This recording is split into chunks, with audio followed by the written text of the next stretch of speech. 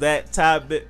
Next one, man. I ain't gonna lie. If we got any little B fans in the chat, y'all gonna motherfucking love this next topic, man. So, recently, super duper recently, you know, DJ Academics got his own podcast now and shit.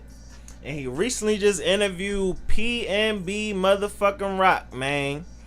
And PNB spoke on the Lil B Rolling Loud incident and how it actually went down from when him and A Boogie with the hoodie jumped Lil B, you feel me? He breaks it down, how it happened, why it happened, and the aftermath that he was dealing with for damn near multiple years even after the incident went down. So we're gonna play this for y'all and then we're gonna break it down a little further. Let's go. PNB Rock explains his past mistakes. Lil B Rolling Loud. Let's go. Yeah. And he does one thing in particular, like everybody, they went from rooting for you. It's like watching a movie or something. You watch wrestling, you root for one guy, and he does one thing in particular, like everybody's like, man, I want this guy to lose now. Yeah, I ain't fucking with him, bro. Yeah, I felt it. I felt it. I wasn't really tripping because it was at the same time like I still was in my glow. I still had my core fans that really just was always gonna be with me and stick by me. Even to this day, like they just fuck with me. Like they here with me to the long haul. You feel me? Come talk with me video. I haven't even seen that shit. I seen that shit, but I laugh at that shit. You feel me? Like I like, damn, I did some dumb shit. Like I'm willing to admit it. Like I ain't sitting here harboring and sad. Like fuck, I fucked up. Oh nah, I know exactly what you're talking about. The first thing I remember happening was this shit with It's one of my vices, one of my guilty pleasure videos. And I remember that happened. Oh, here we go. Shit with Lil B. The first thing I remember happening was this shit with it's the Rolling Loud shit. It's the shit with Lil B. Yeah. And I remember that happened, and it was one of those things where I'm like, it's the first time I seen like social media was like, yo, we usually love when our rappers really bop that life until this was the cool right here. Wait, it wasn't fucking with that. Yeah, yo, as soon as they seen it, it was like, nah, not this one, nah. Like we was bullied. He wrong for that. But at the same time, that shit wasn't even like that. What really happened? Everybody love Lil B. To be honest, everybody love bass guy. I didn't know what the fuck was going on. It's just like you weren't beefing with him online. Oh hell no, he had a little beef with A Boogie online. You feel me? Yeah, said some shit about A Boogie. Like I don't know. He probably said some indirect shit about A Boogie, and he. For those who don't remember, man, Lil B said on Twitter, he said, "Why are these New York niggas singing and using piano on their tracks, man? What happened to New York being the home of hip hop?" That's what he said. And A Boogie ain't like that at all. And that's why he approached him at Rolling Loud. Let's go. He had words, you feel me? And he was at Rolling Loud. I just happened to be with A Boogie, me and my brothers. Keep it real, you was looking for that nigga.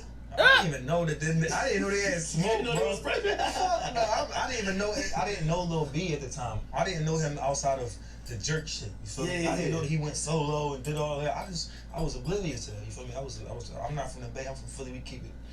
He was on some regular street shit. We didn't know about all that other shit.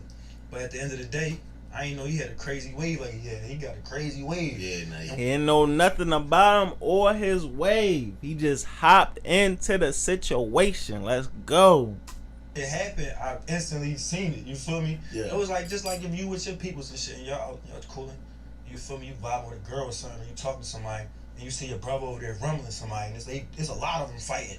Like, what the fuck you gonna do? Yeah, so that's his instinct. So really, you just hopped into some shit. You got to blame. You got pretty much equally to blame. Sure, like, man, they made it seem like they made it look like y'all were walking around Rolling Loud. Yo, like, yo, where's these fuck niggas I don't like? No, I just got off the stage. Literally, just got off the stage. I just did my set, and I'm talking to somebody about a feature, and out the corner of my eye, my little brother had on like a bright shirt. I seen that shit like going crazy. Like, the fuck going on over there? Yeah. Then everybody making all this noise and shit. I'm like, oh, what the fuck? And I look, and niggas is fighting. Orlando was over there too, Wittenberg. So we seen the fight, and he hopped in off rip because he saw his mans in it. And I ain't really like, I didn't think twice about it. I just hopped in the mix. You hear me? I know who not to hit. You feel me? You basically did if y'all remember the reference to when the Detroit Pistons and the Pacers was fighting. Ron Artest really hopped in the crowd, but Steven Jackson came in that bitch swinging on niggas. And it was one of those things was like, yo, that's my man. My man's is in it. Like, I don't even know. Everybody stood up at that point. Yeah, that's pretty much how it was. And I ain't even gonna cap. Like, me and Lil B, we had talked after that and shit, and everything squashed. And they squashed it, like, y'all. Misunderstanding, because he even thought, like, he thought you. Why you? I ain't know I had beef with PNB. I'm like, bro, you don't got beef with PNB, bro. Yeah. That never was the case. I explained it to him. How I explained it to called you, the task force off PNB, man.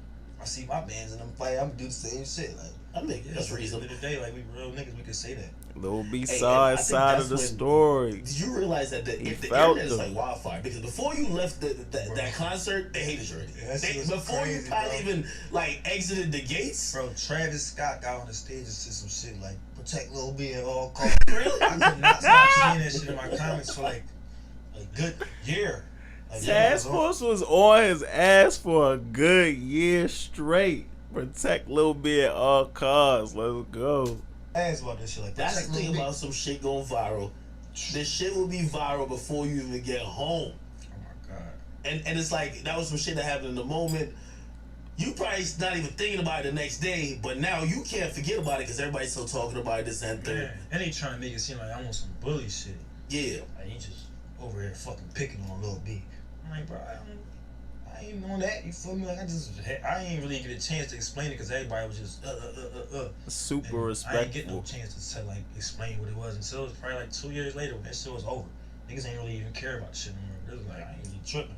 I got took off at festivals and all that shit because of that shit. Oh, because they probably niggas wasn't playing about me, like, man. College shows, all type of shit. But it was like that was my eye opener. Sometimes you need that. You feel me? Like sometimes you need that shit to be like.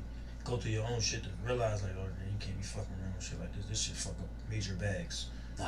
Those things usually affect like yeah, man, that was his whole take on the whole Rolling Loud incident and shit.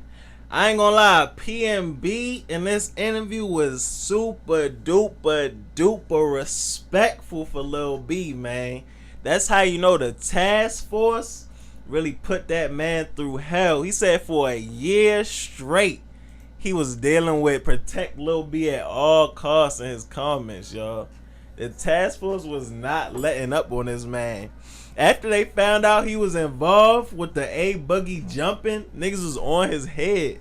Even I ain't gonna lie, even I remember Space Ghost Perk being on his head when this shit happened. Like the whole world as a whole, mainstream and underground, banded together and damn near blackball PNB and A Boogie from festivals, from shows, damn near from the industry for what they did to Lil B, bro.